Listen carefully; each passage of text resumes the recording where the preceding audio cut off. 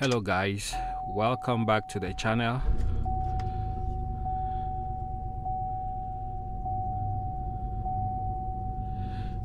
Today we're not really doing much. I will just be showing you and talking to you guys about my power steering pump that went out. So for a little while there I did not have power steering, and with the Hummer that is actually quite a major problem because of the weight of the vehicle and also because of the size of the tires that I have on here. So finally I was able to source a power steering pump. That's easy to come by if you go to your local auto parts shop. It's a GM part, so same thing that was used on Chevys, GMCs. So it's easy to find the power steering pump. Any of the pumps from the late 90s to the late 2000s, 1500, 2500, that's half ton and 3/4 ton pumps should work. So the job looked quite intricate to begin with, but let's jump out here so I show you guys exactly what it entailed. But end of the story is I finally got my power steering back. But these Hummers, they actually have what you call a hydro boost brake system for the H2s at least. So what that means is there's a high pressure line that goes from the power steering pump, runs it runs ahead of the brake master cylinder, and then from there you have another line that goes to power the power steering mechanism. So that's how the whole system is supposed to function. Now if you lose the power steering pump, it means you don't have any brake assist coming anymore to your master cylinder, and then of course the whole circuit is affected, including the power steering mechanism itself. So let's jump out here real quick. It's a little blustery out here, so bear with me. It may look nice, but it's kind of chilly. It bites. Let's come to the other side. So this is not like the earlier Jeeps. Even though you see just the latch is out here, there's actually a major latch that you release from inside. I'll show you guys here in a moment. Actually, this way I'm supposed to pull. Yep, something is stuck. Pull on here. There we go. So to do the power steering pump, I see there's a number of different methods you could use. You could make it as simple as you want, or you could make it as complicated as you want. Now, being that I'm not very mechanically inclined, what I did was I tried to make it as simple and fast as possible so I could accomplish it within a few hours before I got bored. So the first things I did, that, by the way, that's the latch for the hood that you release from inside. First thing I did, I took out this this cover. One little bolt right there, and it comes right off. That gave me access to remove that. And on this other side, let me come across here. I'm just giving you step by step what I did. And you remove this second one right here.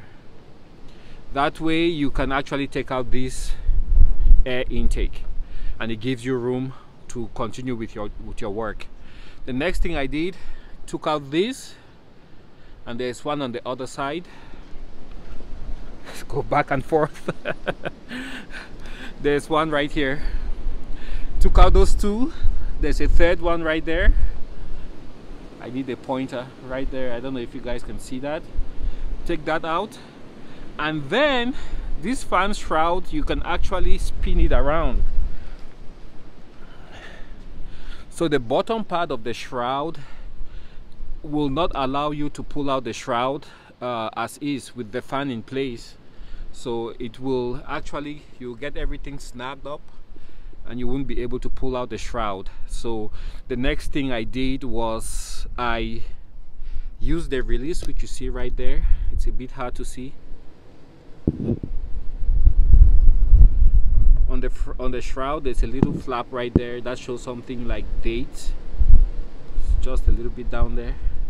I don't know if you guys can see, it's hard to point, but if you take off this air intake, you see what I mean. It's attached to the shroud and you pull that all the way to the top, to the other side, and that will open up the bottom of the shroud.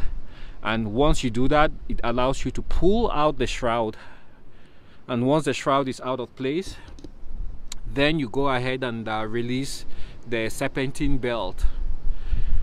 With the serpentine belt out of the way, then you can actually go ahead now and start working on the pump. Yeah, just take your time. For the pump itself, I released this high pressure line right here. Before doing that, make sure you open up the power steering reservoir, and that bleeds out the pressure. Then you take out that line. And then for the pump, you have a couple of bolts up front. I believe there's like 4 up front, and then 1 at the very bottom, which you will access by removing the skid plate, and you will be able to easily access the last bolt from the bottom. It sounds complicated, but it's just a step-by-step. Once you start doing it, you will see exactly what I mean. And to facilitate access, I also took out these 2 bolts, that and that, disconnected the alternator here and there, 2 points right there and right here. Disconnect the alternator, and I think that was pretty much it. Behind the power steering pump, or going to the power steering pump, there are 2 low pressure return lines, and those are easy to use a pair of pliers and disconnect. And then after that, basically you take out this whole assembly, you know, the bracket that holds the alternator, power steering pump, and attaches to the engine.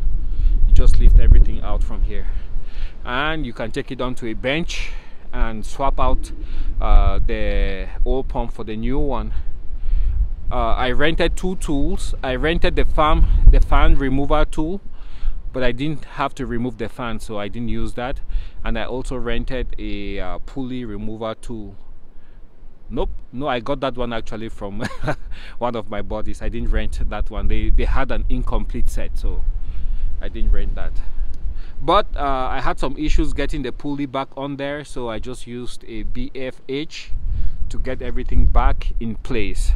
So that is my story about how I got my power steering working and my brakes working once more on my Hummer H2.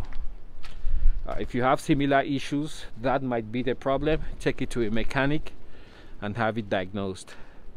A lot of the snow is gone. That's the big snow pile, and you can see there's a lot of dirt. The vehicle is gonna need a good wash. I have it on the high setting. You can see how much room there is right here. That's a lot of room. The new one does about the same thing. This one adds, I think, about maybe 3-4 inches. The new one adds on the extraction mode for the Hummer EV, it adds about more than, I think, 5 inches to the body. So that's what it looks like. This is a good time also, after cleaning out the Hummer, to check on the airbags. You can spray them with soapy water, and that way you can find out if you have any leaks on your airbags. But I had it on this high setting since yesterday. It doesn't seem to have dropped overnight, even with the low temperatures. So I am assuming that I'm good to go. Anyways guys, thanks for watching. That's what I had to share with you today, and thanks for joining me on in watching this video. Bye.